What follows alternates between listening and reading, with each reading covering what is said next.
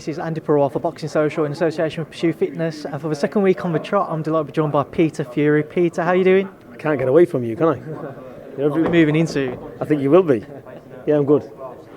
Absolutely, it's good to hear. We've just had the announcement press conference for Hughie's decision to team up with Matchroom. Just talk to me about that. You never dropped me any clues last week as to that was what the news you was waiting to announce was.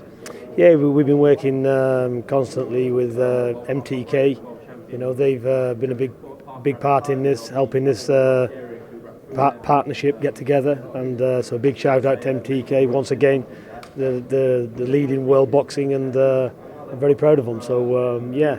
We're delighted to be working with Eddie with this, and look straight away. Look at the fights he can offer. You know, these are the type of platforms Hughie needs, and I think Eddie will be able to take Hughie all the way onto a big stage. Jumping straight in there with Alexander Povetkin, just talking about that decision and the thinking behind it in Hughie's first fight with Matchroom. Well, why not? You know, he's 25 fights, like I just said up there, and I believe he's ready for all these type of fights. I don't go on reputation, I don't go on names, I don't go on anything. We want good fights, and that's the only way he's going to be a champion. If he wants to go down in history as being a great champion, it's not about the losses you pick up along the way. Look, he's in serious fights. Sometimes they're going to go the other way. But let me tell you, he's in fights to win them, and I believe he'll come through this fight. Now, when I spoke to you last week, you mentioned you wanted to get a bit more of a meaner streak in him, a bit more of that aggression into Hughie, especially when you're going with someone like Povetkin, who will come forwards and he will look to land that right hand, and he will come for the stoppage, as we've become to know of him. How are you going to expect Hughie to deal with that, and are we going to see that bit more of a meaner side in him against Alexander Povetkin? Yeah, exactly. He's not going to be able to just go around the ring and just rely on his jab, because Povetkin, he'll come through that. Look, you're not stopping any heavyweight, good heavyweight with a jab. You need more than that. So this is going to have to be sooner or later. He's going to have to set his feet, and there'll be a slinging match, won't it? But he's more than capable of doing it. Now, I also just wanted to get your thoughts on Dillian Whyte. Literally within a few hours of our interview last week, the news broke that he's allegedly failed a drugs test. What was your reaction to it, and what are your thoughts on it since? My thoughts are, you just can't say, look, we know Dillian. Dillian rang me only 2 days ago about a personal matter, and nothing to do with this. I was talking to him, he's done his job the right way. He's had difficult fights, he's come up the right way, so I don't know what the problem is. Bear in mind, we've had problems with Ukad ourselves. We know what it's like, so I feel for him in that regard. But I believe, obviously I don't want to talk about it, but I was just talking to Eddie there, and he's telling me a few bits and pieces, and I don't think he's going to end up having a problem. I really don't. I think he'll come through it.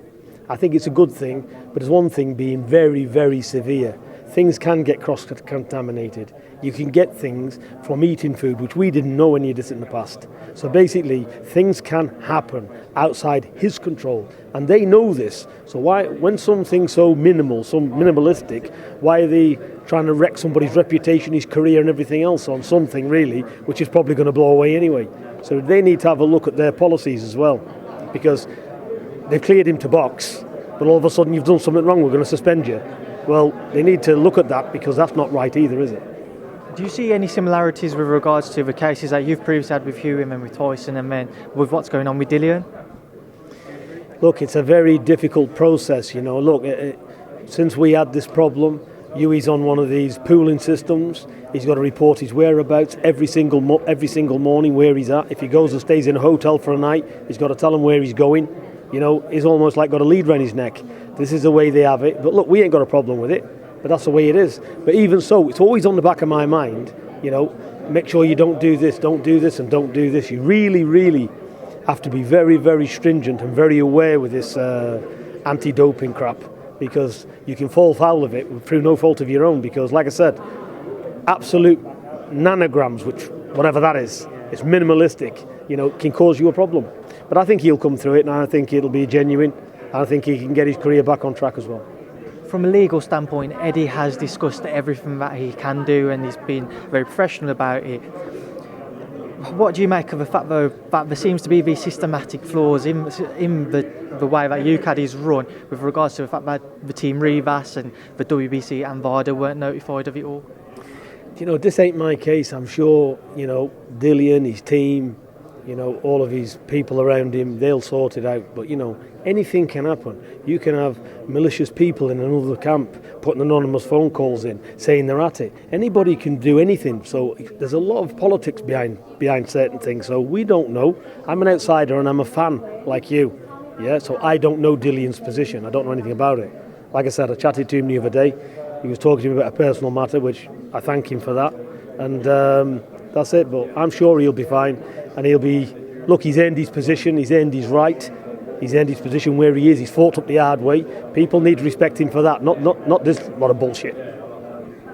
What issues do you see with Ukad though, and what do you think they need to try and work on to try and better this type of situations with regards to what Eddie's been able to release and the way that the situation seems to have unfolded? Look, I think it's very good to have Ukad. I think they do a marvellous job, but people can overreact in all walks of life. It's like saying we don't need police on the street. Of course we need them. You know, we need everything. We need every policy we've got. But there's a right and there's a wrong. And I think jumping the gun this fast, announcing things in the public domain, does fighters a lot of damage. When in actual fact, there's minute evidence of him doing any wrong anyway. That's what I see. Well, Peter Fury, once again, I appreciate your time. Thank you as always for speaking to Boxing Social. No problem. And if they want to employ me to fight Ukad, you know, I've got my tie on. I'm ready. Yeah. Peter Fury, the new lawyer. Yeah.